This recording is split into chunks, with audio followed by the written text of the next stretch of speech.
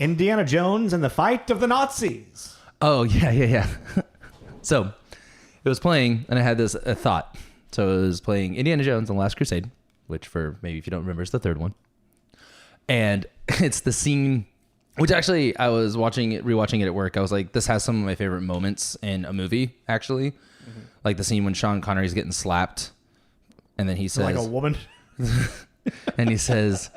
All that tells me is that you goose-stepping bastards and you'd start reading books instead of burning them. Like, there's just some great lines like that. But now one of my new favorite movies, moments in a movie ever, is the scene where they're on the Zeppelin or dirigible or whatever, and Indiana Jones just is like casually. This is right after he has already dressed up as and met Hitler, and then he dresses up. He just has all these costume changes. Yeah. And then he goes up behind the head SS bad guy and says, "Ticket, please," and then ends up punching him and then throwing him out the window. And I had this thought of, okay, it's 1938. You're a German citizen. All this shit's going down. You're sitting there, and then this fucking this flight attendant, basically, punches in the face a obvious, very high-ranking member of the SS and then throws him out of a window. That'd be fucking wild. Like,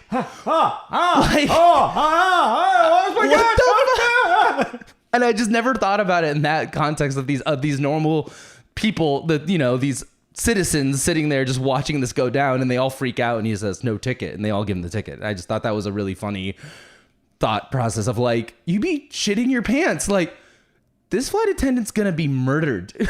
Like, now we need to get off of this fucking thing. They're gonna shoot it out of the sky. And I just thought it was very funny. And I was talking to Robert about it, and he went, "Oh yeah, that's true." I'm like, "Yeah, dude, that's crazy."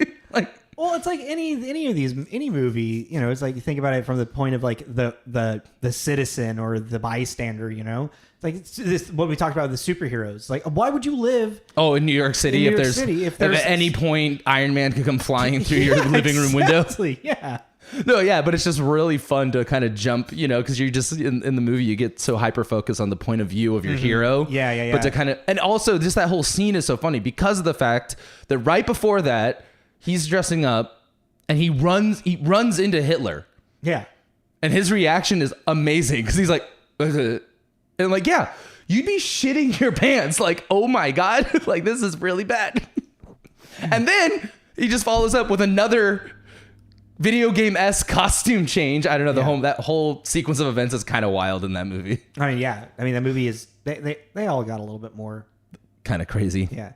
I love those movies. I still need to actually watch them. That is so fucking weird to me. Cool, let's not focus on that. Anyways, this is Tommy. This is Jacob. This is Tommy and Jacob's mixtape. I'm in a weird mood today.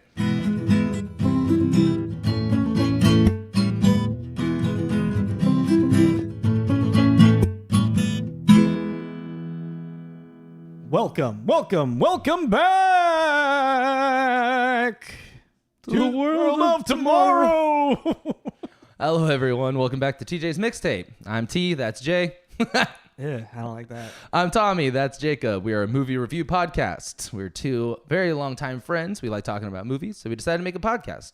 We talk about who's in them, who made them, some themes of it, and then at the end of it, we give it an arbitrary rating on what we felt about it. And what are we doing today? True Grit. Yes, 2010's True Grit. But before we get into that, if it's your first time joining us, we do a Connect to the Stars type game where we find two... It's very sensitive. Yeah, you keep talking. Okay. At the end the of more you keep talking, the more I hear the change. at the end of each episode, we pick randomly generate two stars and find movies that connect the two via similar titles and co-stars that have co-stars. Yes. Co-stars. So if you listened last week, our two were Jude Law and Will Ferrell. Yeah. Do you want to kick it off? Yeah, you started off. So I did a rush job. So I got Jude Law in Enemy at the Gates with Rachel Weisz. Rachel Weisz in About a Boy with Hugh Grant. Hugh Grant in Love Actually with Emma Thompson. And then Emma Thompson in Stranger Than Fiction with Will Ferrell. Yeah. Yep. And I have just one. What? It is Will Ferrell in Step Brothers with Catherine Hahn. Catherine Hahn in The Holiday with Jude Law. Oh, wow. Look at She that. has her fucking 3-minute scene or whatever. Yeah. That's a good one. Yeah. Yeah. That's why I was like, oh, pull that one out of the memory banks. Yeah, Fuck yeah. that's good. That was yeah. So yeah. So at the end of the episode, we will randomly generate 2 more people, and then we'll start the game over. For you to play with us if you Yes, wish. and if you thought of one, go ahead and put it in the comments, and let's get into it. So, True Grit. 2010, December 22nd, 2010. Yes. For those of you that don't know, True Grit, what it is about.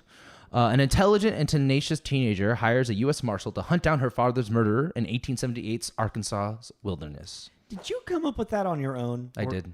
Okay. I mean, I did look up the year. Fair. But you're intelligent and tenacious. I was like, that sounds... I was actually pretty impressed with myself. All right. I was like, that sounds like you took that right out of like IMDb or some shit. So, hey, I applaud you, sir. Thank you. Because also what I usually do is I write the synopsis spot and then I jump and do my notes, but I stopped myself and was like, just come up with it right now and just see what you like kind of force, Yeah. force it to happen. So I miss the 10 words or less. I'm not good at that. I just realized that's like, I'm not funny. I'm not like, you know what I mean? Like I'm not. Hey, calm down. You're a funny guy. No, but not like that. You're a funny guy. Funny looking. Funny. Yeah. Cool. Nothing like a good moment of dead air on a radio show. Gotta love Nothing like it. making fun of somebody's looks on a radio show. True.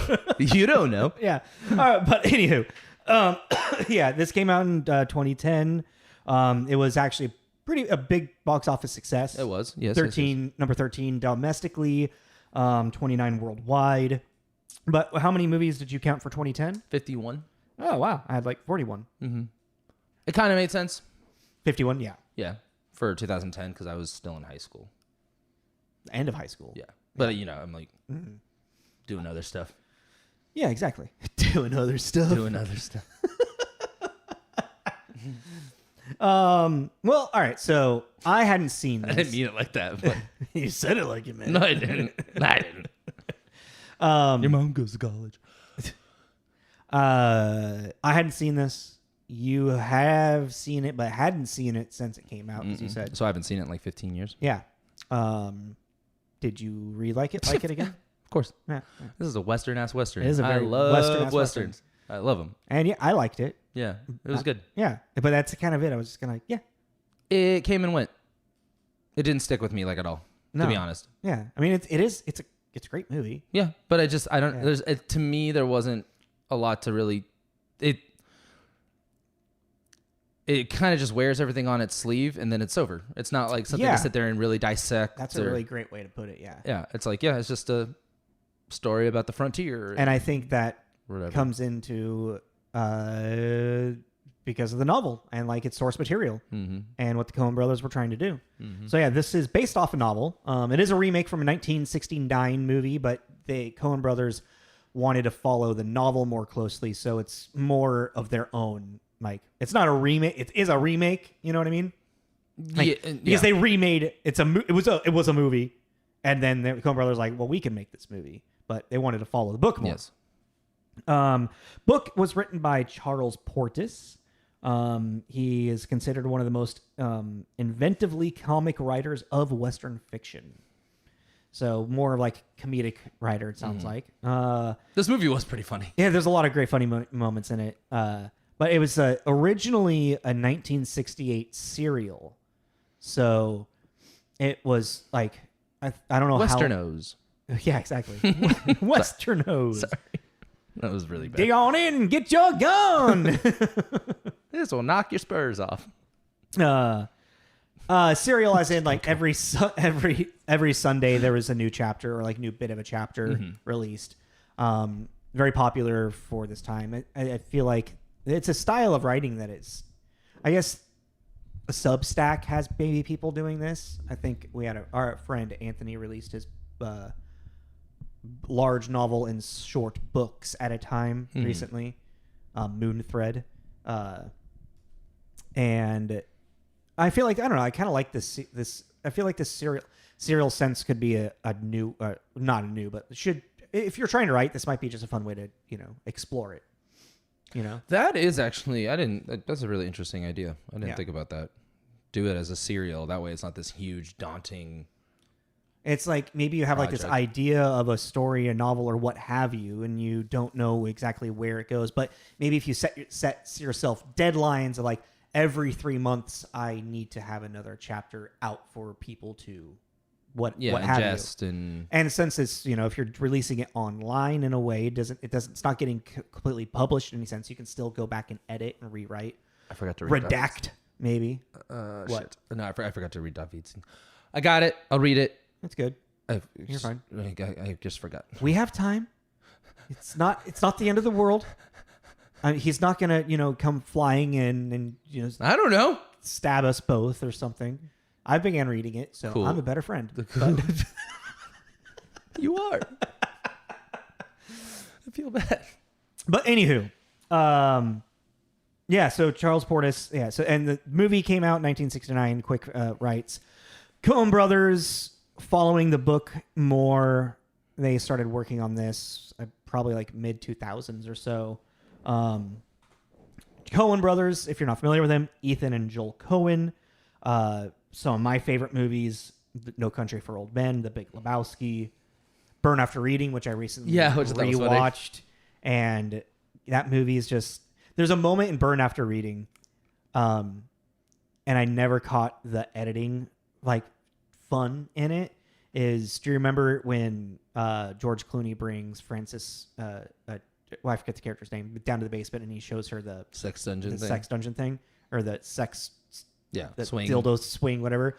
And the excitement that she has from it, and then the music kind of builds and swells, and then it cuts to Brad Pitt running, and then just slowly getting more invigorated with his running. And I was like, oh my, I see. They did the excitement played into him with the music, and then I was like, that was so fucking clever and so good.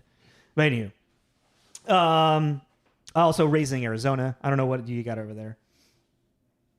All those I put Intolerable Cruelty. Yeah, which I remember. I haven't seen in forever, but I remember liking it. I own it because that's George Clooney and Catherine Zeta-Jones, right? Yes. I remember liking that one. George Clooney plays really good characters that have a very specific quirk to them, and Intolerable Cruelty, he's constantly checking his teeth. And he's obsessed with, he just got dentures or whatever, veneers, and he's just constantly making sure they're clean. In Burn After Reading, he's always walking. He's like, these are nice floors. What is this? Yeah, he does. That's funny. Mm-hmm. Men Who Stare at Goats. Yeah. Trying to pop the clouds. But anywho. Batman, bat nipples. Smiling as Bruce Wayne. Alfred, you're dying. The bat card. Never leave home without it. Oh my God. It's upsetting. All right, anywho. Let's get into starring then. Yeah. I feel we're rushing through stuff. Are we rushing through? I don't feel that way. Oh, okay. So kind of like last week with The Prospect, this is someone's real big debut. Our young, tenacious, intelligent lady is Hailee Steinfeld, who plays Maddie, is her name. Hailee Steinfeld, most recently, Sinners and Arcane. Yes. Voice in Arcane. Yes, voice in Arcane. She is Spider-Gwen in Into the Spider-Verse. Spider-Verse. She is Kate Bishop in the MCU. She's in Pitch Perfect. And what else did I write? Oh, and we did a movie with her. Yeah, Ender's Game. Yeah. Which we both totally forgot about. I find it was very interesting as people kept, who beat you with an ugly stick, calling her ugly this entire time. Like, how dare you say that about this young lady who's going to grow up to be a beautiful woman? I mean, she wasn't even she's 13, 14. But she wasn't even ugly. I know. It's like, what's wrong? I mean, I guess with the hair and the outfit and everything, you could say she's homely. But she wasn't who beat you? Who beat you with the ugly stick? Yeah. Rude. What the fuck? Yeah, and also, why is everyone saying that to this poor woman? I know. Well, I mean, that's, I will say one thing is interesting. I mean, it's 2010, so I feel like if this movie was made today, they would have probably taken out some of the language and weird sentiments towards her. Like, I think the constant, maybe not the ugly stick thing, because that's just a funny moment in the movie. But like when Matt Damon, when LaBeef is like, when I saw you sleeping there, I didn't know whether to kiss you or whatever. It's just like, whoa. Well, it's like, it makes sense because it's the time period. But is it necessary to keep in there for the story in any sense? No, but I mean, it's also, it's just now you hear it and you're like, do we really need to hear this right? And it's like, yeah, sure. They said it. Do we need to bring it up again? Do we need to? Well, but it's like, it's 1880. It's what did I say? 1890, 1880, 1878. So 1880s. So 1880s, and she's 14. She's getting to the point of like marriage years, So it's like, it's fitting to the time period. Sure, fitting to the time period. Do we need it? Does it help tell the story anymore? I think it gives you more of an insight to LaBeouf. Shia LaBeouf. Yeah, it's so weird. His name, the pronouncing of his name and the spelling. Jeff Bridges, like, we are Arby's. We have LaBeouf.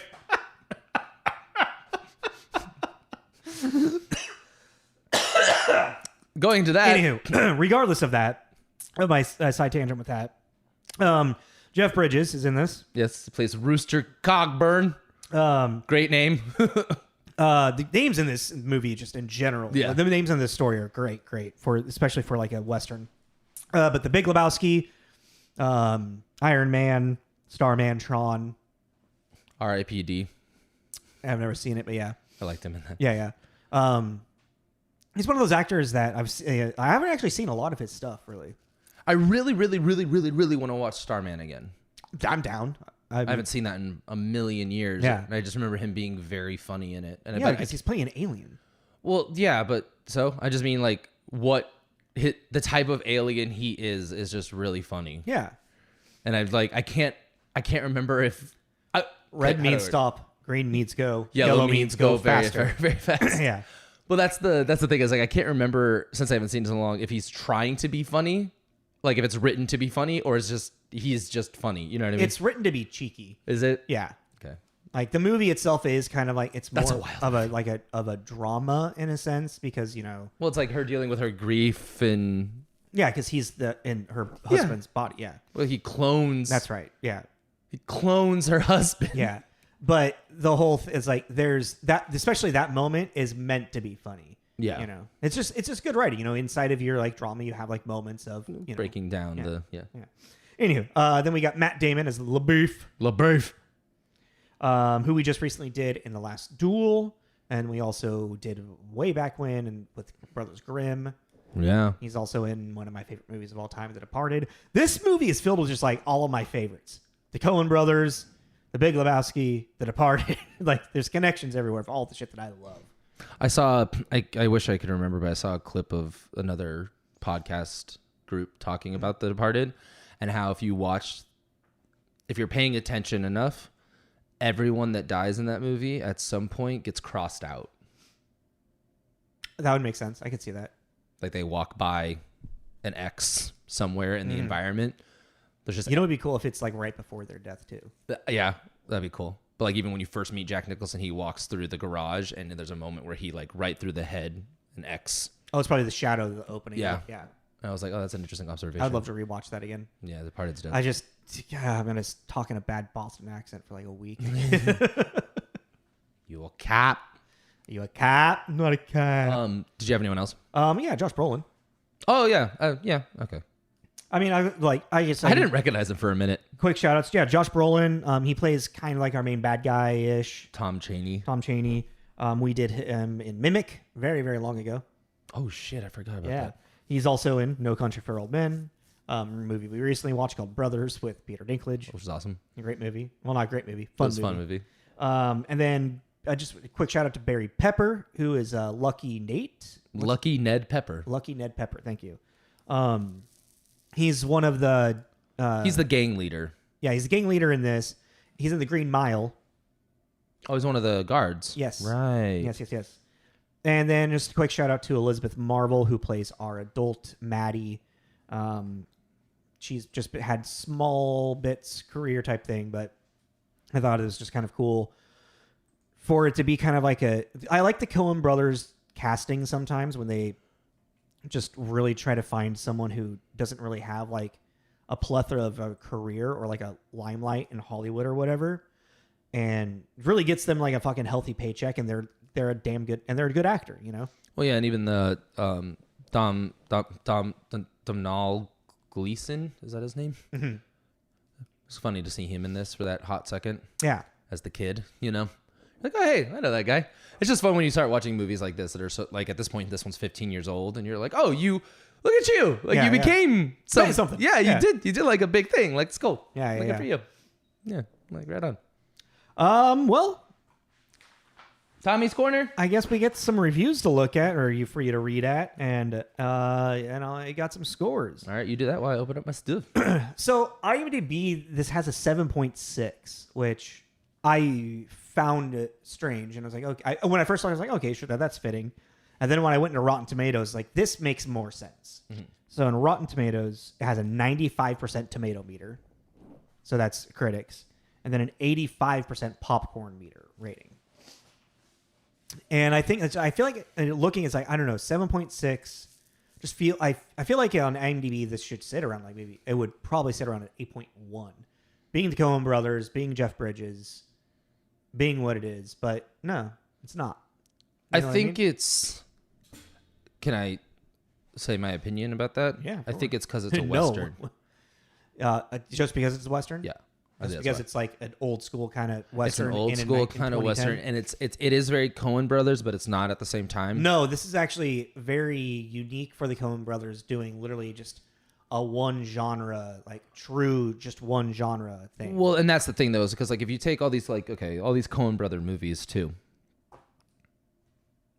like Big Lebowski and No Country for Old Men. I mean, No Country for Old Men is pretty westerny, and very it's genetics. It's like a neo western, you know. You know, but it's also like it's also a heist, not a heist, but like a. I'm totally blanking. What would BAR be? BARB? Oh, Burn After Reading. Oh yeah. But it's like all like those three examples, like Big Lebowski, No Country for Old Men, and Burn After Reading. Describing those just on a piece of paper, like Big Lebowski. Case of mistaken identity over a rug leads to a bowl. You know what I mean? You kind of have to go like, how do you describe that movie to someone to make it sound interesting? A case of mistaken identity goes awry. Yeah. And it's like, and even that doesn't really do it justice. Yeah. But then this, like, I think my little synopsis, that it is, at its core, a Western. And I think what sells that, what works for that is that, because the Big Lebowski, Burn After Reading, I don't know. Well, I don't quote me on Burn After Reading. I don't know, but I feel like I know Big Lebowski. That's like an original idea from them. That's not like based off a novel or anything. Burn After Reading, I think, as well as an original idea. I don't think that's after a novel. No Country for Old Men is a novel, and this is a novel as well, or originally a novel. Are you looking at Burn After Reading? They wrote it. They wrote it. Okay, I thought so. It felt like it. And like Raising Arizona, it's like what they write turns into like really kind of strange comedy. Yeah. Very Black absurdist. Obscure. Comedy, like it's Raising Arizona. Yeah. Burn After Reading. Yeah. Well, even like Big Lebowski too. Hail Caesar. Oh God, yeah, I really want to watch that. I've never seen it. It's awesome. It's not their best, but it's out there. It's very strange. It's a commentary on like old school Hollywood too. Yeah, like 1950s Hollywood. Mm-hmm. But yeah, so I think that's my opinion. I just think that this kind of lives too much on a track of That's why. So it's like people that were Coen Brothers fans that went to go see this. It didn't really probably hit the mark. Mm-hmm. Yeah, but it hits the mark for Western fans like me. You know, I'm like, well, and that's the reason why I love the Coen Brothers is that their original stuff is like a type of humor that's right up my alley. You know, I was probably formed a little bit by them. Well, their humor works really well for Westerns. Yes. And well, it just works. They find a good way to use their humor in many of things. Well, yeah, but I just mean like, because we were talking about the track of the Western, but the way that they speak at this time Yeah. period really works for what the Coen brothers are trying to say. Yeah. And you wouldn't think, and then it's like this movie kind of gives you an appreciation for their dialogue. Quirky way that they talk already. It's so, like, kind of tongue in cheek, and and they've always been like that. Mm-hmm. Their dialogue has always been. I'm not like the biggest Coen brother fan, but I love their dialogue a lot. And so I think that. Well, and that's the thing is like with I really like them because of what their original stuff does, but it also goes to show just like how great of filmmakers they are when they can, take a novel and just make a great film. They're not relying on their humor. They don't have to rely on their absurd black comedy. They understand filmmaking so well that they can do No Country for Old Men. Or this. And they got that Tarantino thing I always talk about. Their conversations are absurd, but because of the characters and who we get to know them as, make a lot of sense. Yeah. That they're having that conversation. Yeah, exactly. Like, I'm just thinking about that scene in Big Lebowski where they're driving and it's Walter? Yeah. Walter and Donnie. Yeah. Right? And they're talking, and then Walter and Dude are talking, and Donnie's in the background and like always a half step behind the conversation. Donnie, you're out of your fucking element. element. And then it leads into that, and it's like such an obscure, weird conversation. But because of these three people and who they are, and we've gotten to kind of know them now, you're like, okay, this is the dynamic. This is how, so it just feels very natural, but it doesn't at the same time. But, I think we've all been in those car rides, I don't know. I feel like I kind of spiraled out there. I know what you mean. Yeah. They have a command and control over dialogue and the English language. Yeah. Yeah. Sorry. We're reviews. So on... that's our review of the Coen brothers.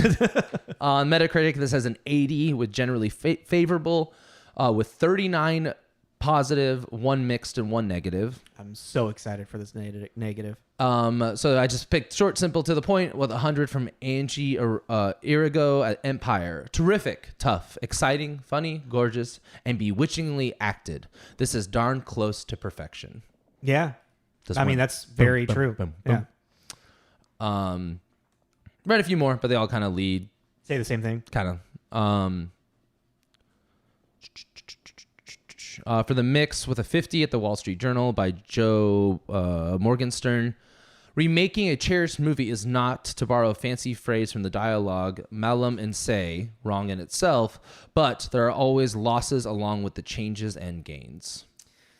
Yeah, I've kind of gotten to this point of, and I feel like maybe because of how much remake, reboot bullshit there is in the world now. I remember when this was coming out and the amount of people being like, why would you remake such a beloved movie from the 1960s? And it's like, no, one. Because it was 50 years ago. Yeah, it was almost 50 years ago. And if you know the book and you know the movie has a lot more derived, like, steps away from the book, and someone wants to make a more accurate depiction of the book. So how about stop comparing it to this 1969 movie and think about its source material? Like, the people like that write stuff like that, a review about the remake of a movie, they're acting as if this movie was the source, is where the inspiration for this new movie coming out is from. Like, it's like, no. Like, I see that. I can get that with, like, Nightmare on Elm Street. Its source material is Nightmare on Elm Street. When you're remaking that, you're trying to take from the source material. When you're remaking this, a Western, or maybe even a sci-fi story, Dune, it's like they're not remaking that movie that you watched and loved. Go ahead and watch and love that. You can appreciate that as much as you want. They're remaking something that was a predecessor to it. Mm-hmm. So sorry, I just wanted to go off on that tangent. I mean, I don't know. Predated it. That's what I was looking for. I don't really have. I don't know if I have an opinion about it. I just think that that's just what people are going to do, because I have done it too, but it's like, I think now it's like hindsight's 2020, kind of thing, because it's now we're in this culture of remaking stuff, and it just really does feel like making a buck. Yeah. As opposed to this actually felt like, hey, This is a love letter. I like True Grit, and I think that you know we're the brothers. I think it'd be cool if we tried adapting it and making it. You know, like, do you remember reading True? Maybe they read it as a kid, or it's very possible. Yeah, they might have grown up like reading it, and so reading, and so when it's clearly a project of passion, I'm like, yeah, I don't care. But then on the same breath, I'll be like, this whole Lilo and Stitch remake thing is really stupid to me, and only because one. Like the time, because Lilo and Stitch, the animated, I know this is gonna be weird, but let me get it out. This Lilo and Stitch thing, Lilo and Stitch right now, the animated movie still holds up. Yeah. It's still really good. It is really, it's old, it's old Disney, and it really pulls at the heartstrings. The end of the Renaissance, Yeah, it has a lot of heart to it. It's or the revival. Very touching, you know, and it's still good. And the fact that we're remaking it, 20 years later, when the source thing is still objectively a good movie, a good children's movie to show for the whole family, to redo it, I'm like, now you're just, again, like you've been doing for the last 10 years, is just cashing a buck. And that's what I don't like. Milking a cow. Yeah. Like, I don't like the obvious. The live action Moana coming out soon. Yeah. Moana literally just like. Well, shit. Like, even jumping back to Aladdin. Yeah. Like, the live action Aladdin, I'm like, well. Not only is that one still actually pretty good, but that one also has the late great Robin Williams in it. Yeah. As like one of the main like points of that movie. So yeah. And nothing against Will Smith. I'm just saying, like, fucking Robin Williams' Genie was dope. Anyways, so yeah, that's my 2 cents about the remake thing. So yeah, and the negative with a 25 at Observer by Rex Reed. The original Western won John Wayne a puzzling and undeserved Oscar for finally falling off his horse. Don't expect the same miracle for Jeff Bridges. In the numbing hands of pretentious filmmakers Joel and Ethan Coen, history does not repeat itself in any way whatsoever. That's the review I was talking about last night. Wow. Yeah. This guy just doesn't like the Coen brothers. Get fucked, Coen. Damn. The pretentious. And it was one of those reviews where the whole thing couldn't be opened. And I was really bummed. I wanted to read that whole review. Be like, what are you talking about? Like, where are you coming from, my guy? Man, what did the Coen brothers do to you? Slept with his girlfriend. Yeah. Maybe his mom. But they definitely slept with his mom after that. Sorry. I'm going to write a scathing review of True Grit. That's one of those I said it and like immediately regretted it to my core. But yeah. Man, yeah. That first review is really like just hit it on the head. Like I said, when we were done watching this, I immediately was like, that was a Western-ass Western. And like, it just, you know, as I was sitting there, I'm like, it's not really saying anything. It's truly just like an escapism. You know, it's just an action. It's just a story. You know, and that's one of the. Here's an interesting one I just saw. Actually, I missed this one. So this is a mix. It's low though. It's a 63 at the Boston Globe by Wesley Morris. This isn't a rousing movie as much as a reassurance. The brothers Coens prove they can play it straight, but they preferred, for better or worse, at a sharp angle. There you go. Yeah. That really hits it on the head. Yeah. Because of what that's kind of what I was just saying earlier on. It's like that's what resonated with me. It's like they were really good at like doing these like really obscure things, and I appreciate that they can reel in and like they just know good movie. They know film. Yeah, like this is just playing. This is playing it straight. Yeah. There's actually only one moment in this entire film that really bothered me, and I don't know how they, as the filmmakers, Coen brothers, let it slide, is when Maddie gets out of the water after crossing the river, she's not soaking wet anymore. Yeah, she is. It didn't look. She looks dry as shit. No, she's dripping. I thought the same exact thing. I did, but I think it's because of the coat she was wearing absorbed so much water because of the material it was. But her hat was dripping water. It was? Yes. It didn't look like that at all. I thought the exact same thing. That's crazy. I did. I thought the exact same thing of like, oh, did they really fuck that up? And then I saw the drips coming off of her hat. There's like 2. They're very minuscule, but it does. But her hair doesn't look wet. But it's also in but it's also in super tight braids, so it would only be at the bottom of the hair because her head was above water the entire time. Even I don't know. I'm just saying I saw what you saw, but I did see the water droplets. Fair. All right. And I think that she didn't look wet because it was this giant heavy. I'm just saying she wasn't wet, and she was. That was a bad Trump. Oh, is that what your? Yeah, they're good. I'll work on it. Beautiful horse. Beautiful dogs. Beautiful dogs. Beautiful horse swimming. All right, let's not quote Shane Gillis and stand up. Well, no, let's not quote Shane Gillis quoting Trump. How about that? Yeah. I mean, the biggest thing, this movie, and it's because of the Coen brothers, as we've talked about, it does a great job of blending the humor in it and the intensity, like the quiet intensity of everything, in such a great way that you stay very invested. Like, I was invested through this entire film, and those moments of just just Rooster saying just off the cuff shit. I think this is my favorite Jeff Bridges movie. Oh yeah, I do. His performance. I was gonna get into that. This is one of the best Jeff Bridges performances I've ever seen, with the eye patch and like the underbite and the way or like he just his eye. His eye is doing so much fucking work. Yeah, and it has so much attitude. Yeah, and I don't know if it's because it's just one eye that you're looking at. They're like getting off the horse and shooting the cornbread. That whole scene is just so funny because of the fact that Maddie also calls out the ridiculousness of it. You know? Yeah.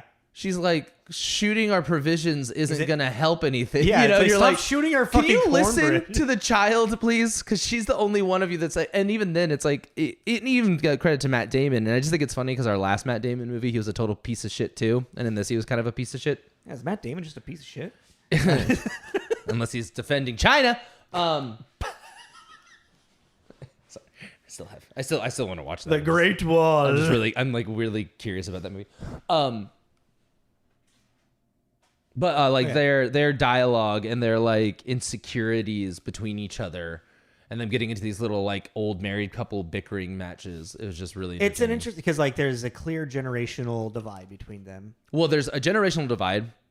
There is the Civil War divide. I couldn't figure out did LaBeef fight for the South? No, LaBeef fought for the North. Okay, and they both fought for the North. No, Rooster fought for the South. Oh, really? He was buried in a Confederate cemetery. Okay. I guess that makes. I would assume that means he fought for the South. I thought he was just buried in one because that was the closest one, and I felt like it was. I don't know because it was hard because you really need to know your history of like. The generals. To understand the dialogue. Yeah. Which I thought was cool. But Yeah. I think that was also the animosity. And I thought the whole thing of him getting buried in a Confederate grave was a slight to his name type thing. I mean, that could have been why Maddie moved him. Exactly. That's why I think Maddie moved him, you know. But that would be some research to do and whatnot. Mm-hmm. But this movie does have like a slight talk in like the commentary on like the generational differences of this time, because you have Maddie, who's 14 years old, who is very much more intelligent for her own good and very quick-minded and ready to take over her dad's estate. Mm-hmm. And the whole main thing of this story. Did you explain that in the synopsis? Her father being murdered and she's trying to go. Okay. Her going after this man for vengeance.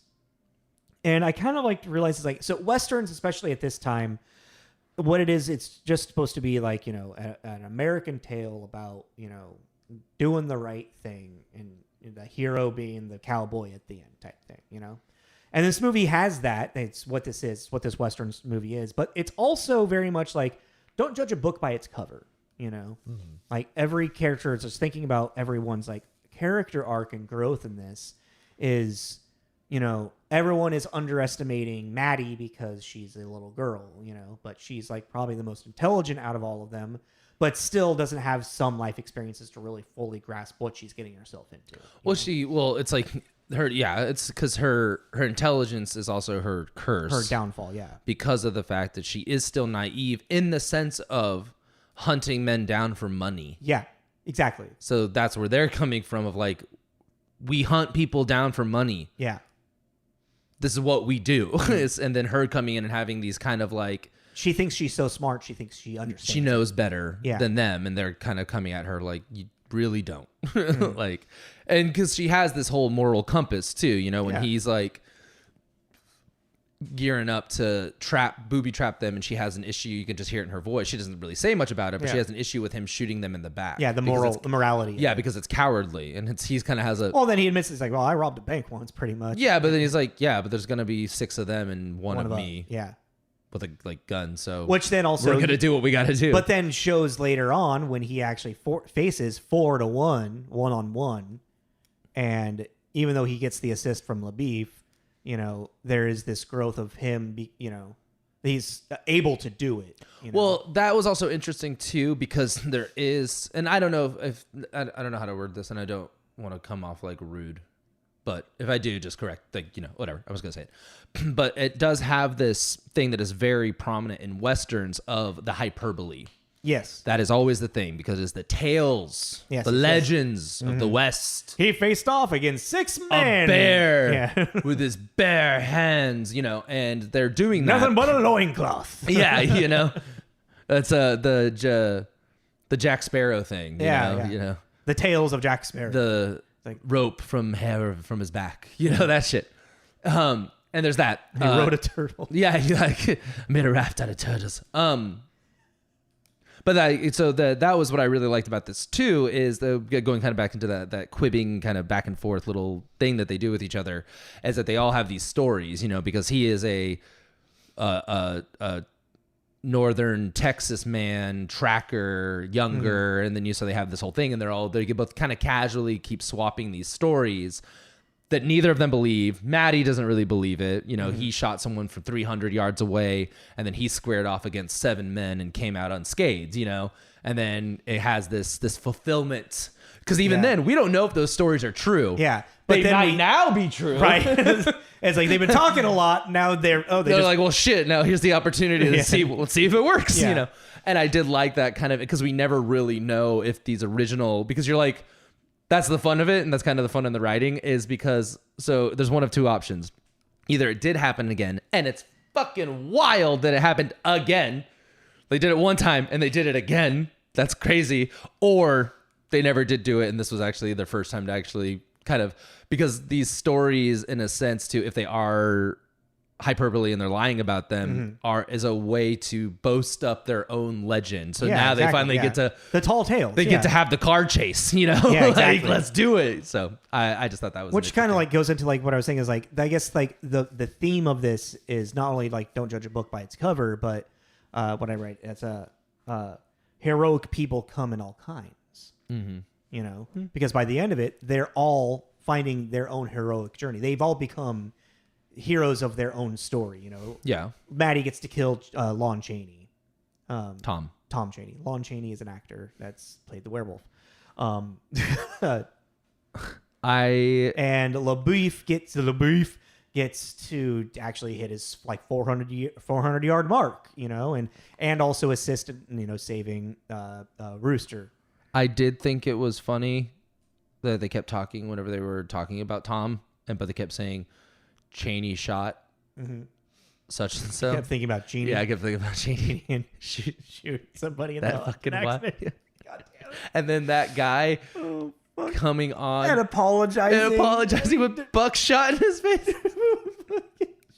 Apologizing to Chaney. I'm sorry for being in the way of your gun. I'm sorry. He's all bruised and yellow. Shit, do you remember that? Yes. That shit was wild. I just all I could think about that entire movie was just. Oh no. And then Lewis Black's joke. How do you think it happened? I got it. Bam. But yeah. Josh Brolin was great. It did take me a lot longer than I care to admit to realize it was Josh Brolin, just because I don't know. He just felt he's so different. No, it is. The first thing I thought was like, oh shit, that's Josh Brolin. He was also little. Yeah, and like not young. He was a man, but he was stature wise, he was really thin in this. And he's kind of. I think also the clothes they put him in made it look it. You know, the overalls and the oversized shirt. Yeah, he just looked really skinny. Also the way he carried himself. Yeah, he was also performing like I'm just a little bit of a slow person. These are my taters. Yeah. Yeah. And then when that reveal, when he stands up and it's like there's a mild transformation from When he goes into killing mode. Yeah. Yeah. And then it's like, oh no, this is the guy who's been hiding from the marshals. Not the Yeah. marshals, the rangers, whatever, all of them. All of the them. law. The law. He's on the run from the law. He's on the run from the law. And yeah, LaBeef coming in, saving the day for her. Rooster standing up against four men and getting more or less getting Lucky Ned. You know, I mean, it was LaBeef getting the shot, but Yeah. I mean, but he was already dead. Yeah. He was just going to make sure to take out Rooster with him, you know? yeah, exactly. Like this made me but want to then- play Red Dead Redemption so bad. That's fair. But then Rooster kind of has his like complete arc on pulling out Maddie from the cave with the snake and then running to save her life pretty much, you know? And like that moment, you do get that full complete moment of like, he's I'm getting too old for this shit. Yeah. And he And if it did collapses and he's like, I've grown old. It makes me wonder. It was kind of like when we were talking about in Last Duel, not to like for the Matt Damon thing, but just because of the period Yeah. piece thing. Yeah. Like, how old do you think Rooster was? He's probably not. Late 50s. Yeah, right. Like it's like Yeah. And this you're not really that old in this. Well, day and age. especially if it was like he's now like a special marksman on like a traveling circus, and that was 24 years ago. Well, on the cast list, she's credited as 40-year-old Maddie. In the book, she is 50. Okay, So, but it says in the movie 24 years. It had been 24 years since I'd seen him. that doesn't make any sense. Well, I guess then she wouldn't be 40. Why would she be? Whatever. She'd be close to 40. She'd be like 38, Oh, okay. Yeah. So. 37, 38. Yeah. Yeah, Okay. you know. So he would have to. Well, and then if she was saying that LaBeef would be pushing 70. Mm-hmm. Yeah, because I would say that they had about 20-year difference. Yeah, Matt Damon and he'd be pushing 15. Yeah. 15 year. Well, no, maybe not. Maybe not that much because if they were both in the Civil War. Oh yeah, but the Civil War, like, since this takes place in 1978. Yeah. So yeah, the Civil War is not that far.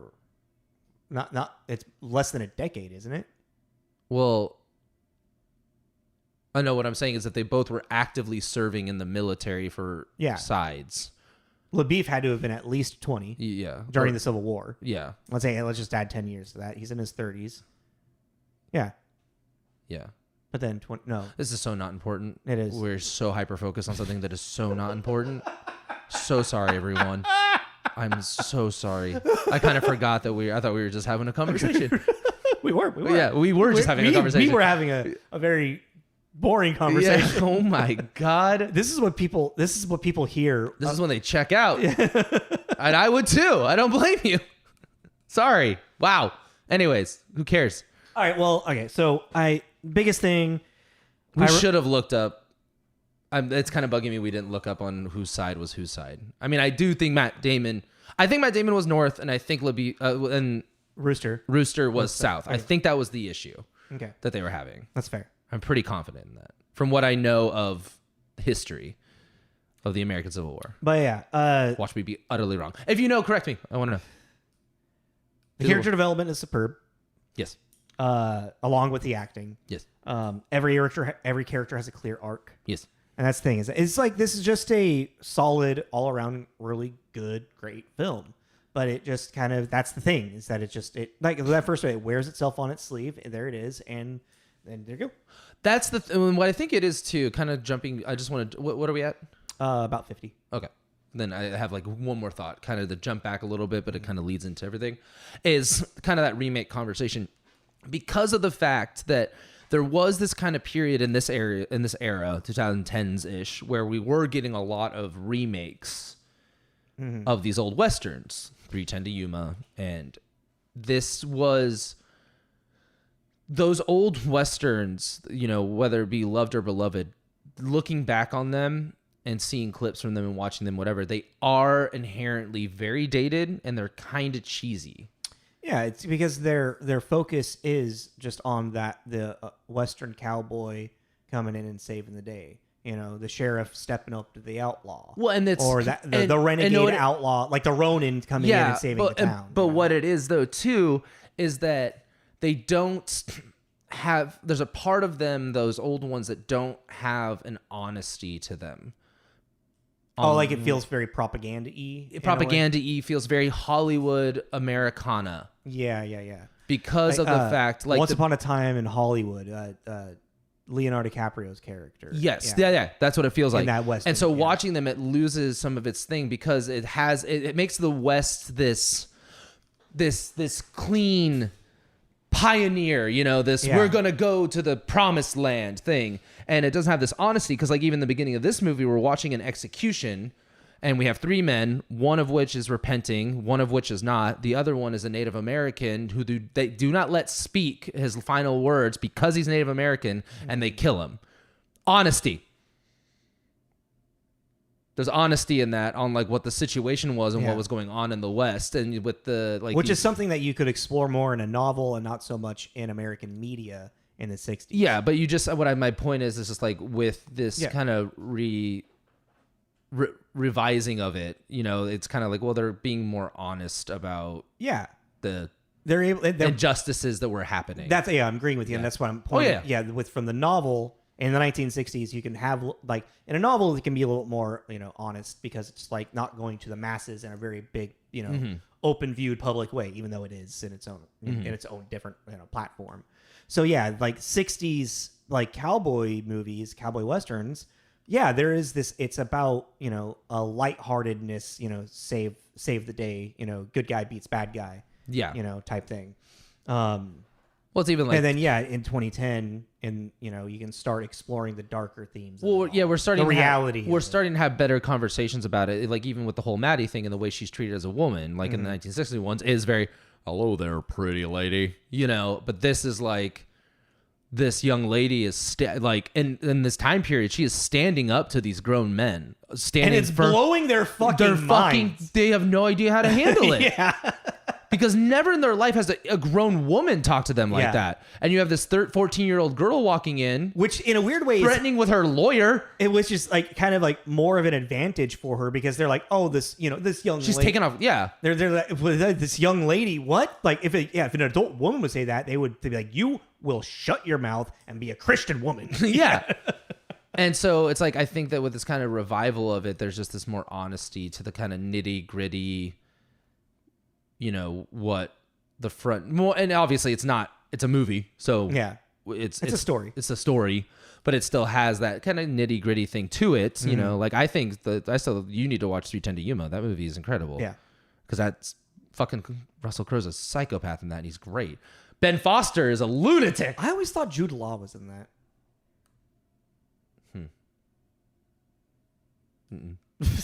I'm trying to think of what maybe you're thinking of. Seen with a mustache. I don't know why. But I think that's what, that's kind of the comparison between the two. And that's why it's when they do that in these reviews and stuff, it's an unfair comparison because in title, they are the same property. Yeah. They are not the same movie. No. Because they're trying to do very different things. There's the glorification of the, what is it called? What is that called? The Expanse. Oh, the Manifest Frontier? Destiny. Manifested Destiny? Yeah. There's this glorification. Manifestation of Destiny. Manifest Destiny. Yeah. And that's what they're doing. They're doing the American Dream, the white picket fence. That's the movie they're selling you. Mm-hmm.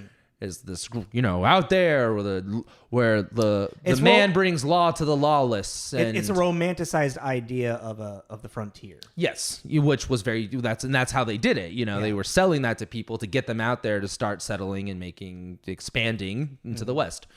And when you start getting into the 2010 Westerns, you start getting into more just kind of reality of this sucked. This was terrible. Even the banker just casually is bringing up. I love that line. He's like, this town has ruined my health and my fortune. Yeah. This malarian town. Everybody's just got malaria. They're all just slowly dying from dysentery. Like, it's It's terrible. Welcome to the West. It's the same thing. It's the same thing with Last Duel. This would be terrible to be alive in this time. Your best scenario would be to be a wealthy white guy, but guess what? You still have malaria and dysentery. It's just terrible. Right? It's interesting. Is like that's why I think, and this is a little bit of a side tangent because there, as I was watching this, there was that romanticized idea where I thought was like, just to be able to live a little bit in that time, just to experience it, I was like would be really cool. I think actually, and I was also thinking like, well, what would I be in this world? Like where, like socially, where are you standing? No, socially, like what would my trade be? Would I be a sheep farmer? Would I be, I don't know. What would I be? I guess I have a caveat question. Are you saying you right now are teleported to 1870s? Or are you saying that you Freaky Friday and you can now experience it as someone that's already has a life there? I don't know. Both. Okay. And essentially where I'm going down this rabbit hole is I get the Westworld idea, where you can... That also didn't work out. Jurassic Park your way into the past. It just seems like we need to stop fucking with shit from the past. Leave it where it lies. But no, the idea behind Westworld of being able to take a vacation in the West, the Wild West, Wild West, that's a fucking cool idea. You know, Westworld's dope. Yeah, exactly. I know. I loved it. That first season of Westworld was so cool. That show just went woo. Yeah, that one fucking crashed and burned. But I get it. So I was thinking, it's like, well, growing up in that era, it's like, yeah, it's like obviously who you're born from is kind of your thing. But I was also thinking, it's like we would just, as people in our 30s, have so many just natural crafty, handy things know how to do, know how to tie in a rope. If we were alive, yeah, exactly. Do you realize the plethora of shit just casual shit that we have today that would just 6 feet under? Have you seen A Million Ways to Die in the West?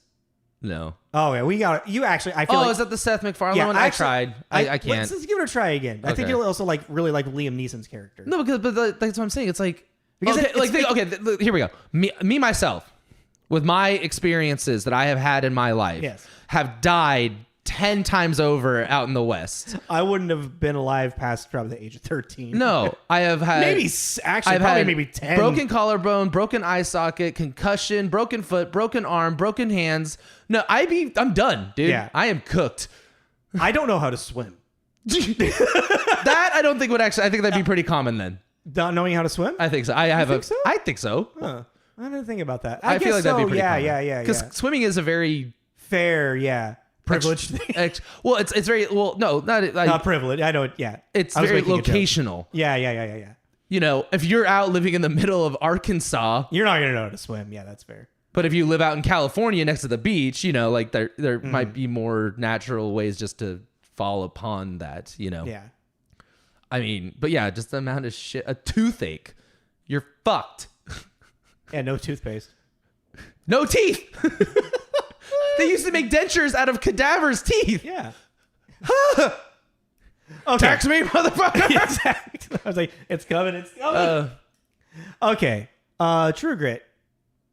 That was really fun. I enjoyed all that. That was a good. I like that ending. Fun tangent. That was a good ending. No, yeah. It's always fun to kind of fantasize about living in a different time period as well. Yeah, until you really think about it. To fantasize about it, not to really want it. No, I know, but but then you start thinking about. That's why Westworld is a really cool idea. Because with Westworld you can go do your cowboy vacation, then you can go home and play Red Dead Redemption if you didn't get enough fix. Yeah, exactly. Leave it. It's like being an aunt or uncle.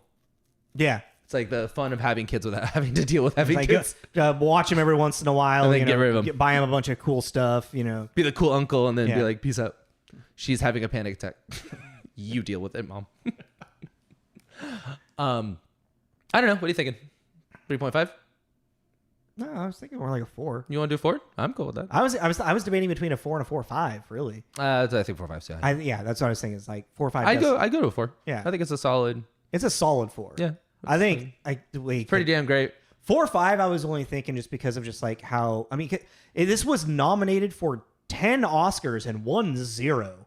Well, and I also Like- I think it gets a little bit of a bump from the 3.5 to a 4 just because of the fact that this is Hailee Steinfeld's like first big movie, and I just like the idea of like people sitting there and going, all right, you know, and she's great. I Like, mean, and she's great in this. It's a solid 4. I For think. a 13-year-old? Yeah, oh no, she's absolutely fantastic in this movie. It's like she's really good. It blows my mind how grounded she is in this movie. Like in the scene with her horse. Oh, that was another thing. This ending of this movie is so westerny, and the fact that it like when it happens, it happens. It's all like you're like holy like boom, boom, boom, boom, and it's over. You're like, all right, cool. Last 10 minutes, like the last half an hour, just like Prospect. Mm-hmm. That's such a Western thing, and I never really noticed that until we started talking. The about final it. act is always The last 30 minutes. And then you got fucking, remember in Django Unchained, just like how unglued fucking Tarantino got it all up there? Yeah. It's like he so took true. that ending and just like went, whoa! Well, because there's even a point where we were watching it, and we saw there was 30 minutes left. I was like, okay, I can run to the bathroom real quick. And then I went, wait, no. This is the 30 minute. Everything's about to happen. Like, everything is going to come at you rapid fire right now. Yeah, I say a 4. Yeah. I like that. For this. What did we give Prospect? I think like a 3 3. or 3.5. Yeah, I think this is better than Prospect. Oh, this is much better than Prospect. That's rude to say, but No, I mean, yeah. It's hard. You don't have to agree with it. But I mean, because the only reason I was like thinking maybe at a 4.5 is the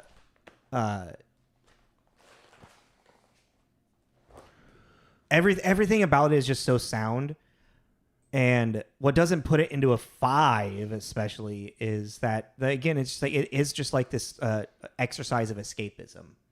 Like there is really no big moral at the end of the story. There's no commentary on our lives or the world. Then I think it's a very good like representation of that time period. I was gonna say I see what you're saying, but I kind of respectfully disagree just a little bit because of inherently what it is. Westerns are a commentary on our current life, on a retrospective. Oh yeah, no. By commentary, I mean there's no parallel of like this is like, well, this is what's happening in today's world. Oh, you know? yeah. Okay, then I agree with that. Yeah. But it's just like I think just inherently Westerns because of that whole thing we're talking about the manifest destiny and the expansion. It's a representation of that time period. Yeah, you know. And I think you can't watch this without kind of thinking about and there's where this country started. Yeah. There's and like it's just very much like that first review again. It wears itself on its sleeve and it knows what it is, and that's It's just and it's like as far as in the realm of Westerns go, it is a very solid It'll have this moment of just kind of a complacency and like you're kind of following the story, and then all of a sudden it gets a little bit like, oh, intense. Someone's fingers just got chopped off. Someone's shot in the face. Holy shit. Break the tension with humor. Okay, let's keep going. And then again, tension. Well, a little more comedic moments, and then tension. Yeah. And then ends on a bittersweet. Yep.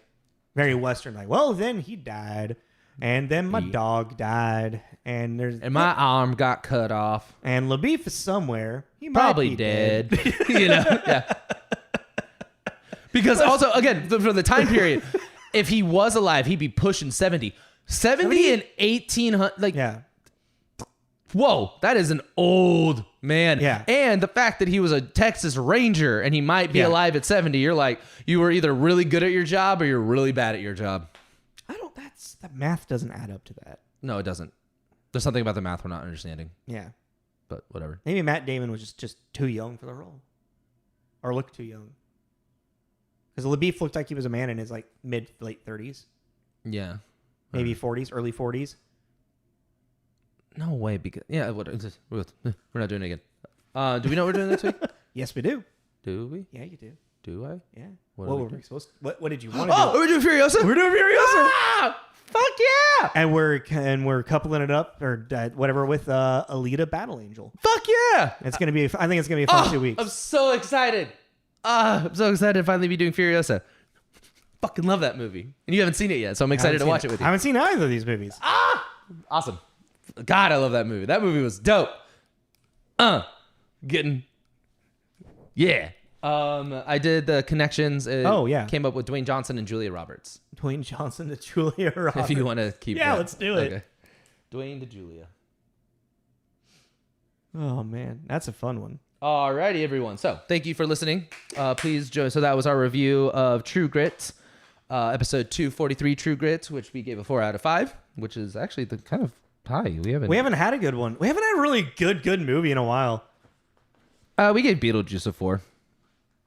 That was a long time ago. I just that was the first page I opened to. I just was curious. I just opened to a random page. Beetlejuice a 4. Well, because again, I remember that. And its container. And its container. Yeah. But like what it is pretty great. But yeah, so follow us on Instagram and Facebook for all of our promos and everything, so you know what's coming up next. Please like, subscribe, share your friends. We do have a YouTube channel if you do like watching, so you can see it. Looking at our faces. Beautiful faces. Beautiful face. Beautiful face. Please join us next week for Furiosa. Calm the fuck down, Jesus! You're gonna pop a Mediocre. Nice. But yeah, thank you for listening. This is Tommy. This is Jacob. This is Tommy and Jacob's Mixtape. Later. Bye.